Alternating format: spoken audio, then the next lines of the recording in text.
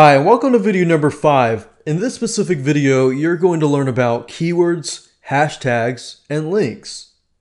Now, keywords and hashtags help you get higher visibility to your pins and eventually to your pin boards. Most people don't use hashtags, but when you create your pins, it's actually very easy to do, and I'll show you in just a minute. First of all, I want to start out by talking about keywords and how it can be beneficial for you. Keywords allow you to get more exposure by getting in front of pinners in a specific market who are looking for you. In other words, these pinners are going to Pinterest, they're going to the search bar, they're looking for specific pictures in a specific keyword.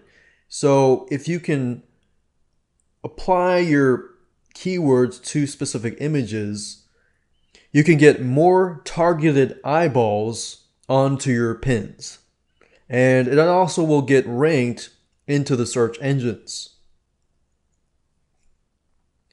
When you post a brand new pin, make sure that you use relevant titles or relevant keyword titles and informative keywords focused inside of the descriptions. So in other words, you need to know what kind of keywords you want to rank on beforehand. And you can use the Google keyword tool for free to do that. However, in this case, I'm going to assume that you've already have those keywords. You know what to target. And with what we showed you earlier on how to find the demographics and so forth, you should have some keywords in hand. So use the keywords wisely in your descriptions. Another thing that you can use is whenever you repin other people's images, you can actually change or add the description with relevant keywords. Now, if you repin, you'll notice that most images don't have a description, or if they do, it could be improved. So this gives you the chance to improve it and make it even more targeted. Now, when we create a board in the future videos, I'm going to actually show you how to take this one step further. Remember, when you upload your own unique or interesting pins with searchable keyword titles and descriptions and tags, you're going to get a lot more targeted traffic. Now let's talk about hashtags and how you can use hashtags correctly. This symbol is used to mark keywords or topics, and doing this will help people find you easier and is more searchable to most search engines. So as you can see, the hashtag is just a number sign. You put a number sign and then you put the keyword. So for example, if you included the hashtag number sign cupcake recipes in your description, people can click on the hashtag, and what's going to happen is the number sign cupcake is going to be highlighted as a link. And whenever somebody clicks on that, they are going to get pictures that relate to cupcakes. And this helps Pinterest find all of the pins related to that particular search term.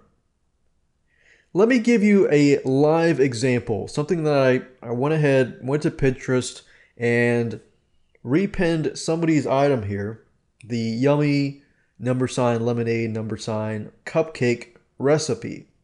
And I went ahead and repinned this onto a board that I created for recipes for cupcakes. And because I used targeted hashtags, within an hour, the results came back. I received an email that said 7 people repinned your pin. Yummy, hashtag lemonade, hashtag cupcake recipe, and 1 person liked it. And that was an hour later. I didn't do anything except for repin somebody else's pin. But I used hashtags. And as you can see here, this person repinned it into their board of cupcakes and their favorite recipes and their food ideas onto their food boards and so forth.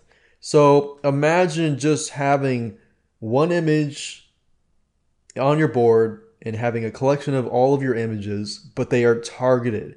And because they're targeted, people are going to search for them and they're going to find you.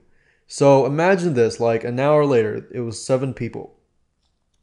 And imagine if it were 24 hours or a few days later. It's not like I did anything. All I did was put up a pin of a picture and targeted it. So as you can see, it's actually very, very powerful to use hashtags. Now, this is not rocket science. So remember, include #, keyword in all of your pin descriptions, even the ones that you repin. Now let's talk about links. You can't really add a link to pins unless you pin a image that's on a content piece or website, or you use the pin it button, which we'll talk about later on. But in terms of links, only in your Pinterest profile description can you add a link to your website or to your Facebook page or your Twitter page. So if you don't have a website, that's fine. Go create a Facebook fan page. That's free. Or create a Twitter account. But you definitely want to include links because depending on the market that you're targeting, if I'm targeting cupcake recipes, then I would probably want to include a link in my Pinterest profile description about cupcake recipes. As the more targeted you get, the more eyeballs you get to your site, then it's targeted and that's what they want. So it's not rocket science. Just target everything, use consistency in terms of the target market and with your keywords. And of course, make sure that you fill out everything in your profile. Otherwise, it's going to look incomplete. And links are external connections that allow your users to find your boards and pins. So make sure you use the descriptions wisely whenever you pin things, and